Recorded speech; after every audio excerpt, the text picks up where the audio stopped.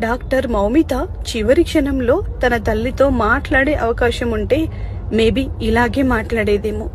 అమ్మా, హాస్పిటల్ యాజమాన్యం నాపై పగతో ఉన్నారు. అందుకే వెంటనే నాకు డ్యూటీలు వేస్తున్నారు. దానికి కారణమేంటో ఇప్పటికీ నాకు మాత్రమే తెలుసు. కానీ తొందరలోనే మీకందరికీ తెలియాలి అనుకుంటున్నాను. అలా వెంటనే డ్యూటీలు చేయడం వల్ల ఒళ్ళు బాగా అలసిపోయింది.